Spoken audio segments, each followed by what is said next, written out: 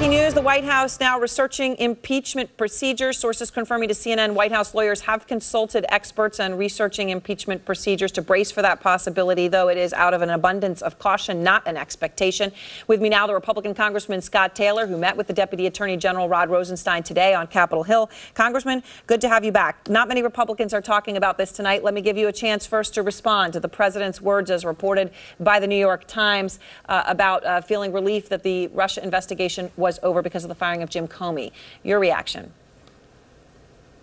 Can you say that again? I'm sorry, I didn't hear the last part. I'm sorry, just your reaction to the president's words as reported by the New York Times today. Well, listen, there are a couple of things. He had several words that were reported by the New York Times today, and listen, I think there was the nut thing with Comey, and like I got to say that this is a patriot. He served his country very well. I don't agree with that assessment, but of course there is context with text, and we don't know the context of the meeting itself and what he was trying to do. We don't know that, of course, but I don't agree with that assessment, obviously.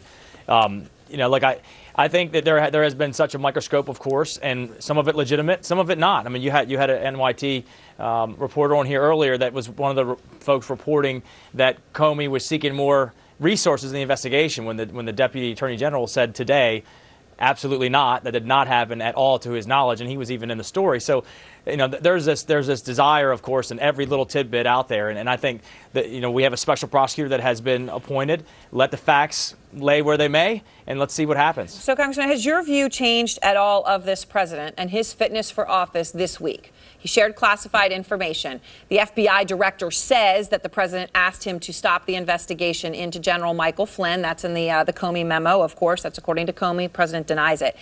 You now have the New York Times reporting the president said, I face great pressure because of Russia. That's taken off because of the firing of Jim Comey. Has your impression of the man, the president, the Republican, your party, changed?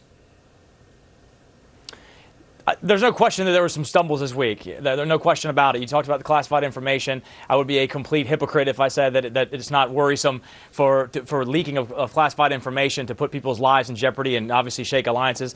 I wrote a book about the last administration doing this. Remember the SEAL team that Biden famously leaked, who are friends of mine? I mean, that's a big deal. So obviously it's a big deal. I haven't lost my confidence in the president to be our president.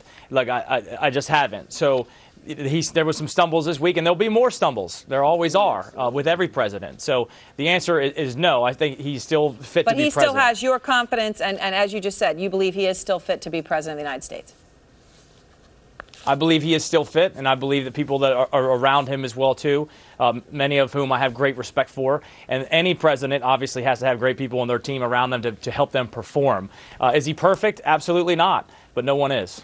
All right. Well, Congressman Taylor, I appreciate your time, and thank you so much for coming on. Thank you, and have a good weekend. And to all of you, I hope you all have a good weekend. Thanks so much, as always, for joining us. AC 360 begins right now. And good evening. Thanks for joining us. I'm about to utter the single shortest-lived phrase in news today. Our top story is, because as quickly as we say it,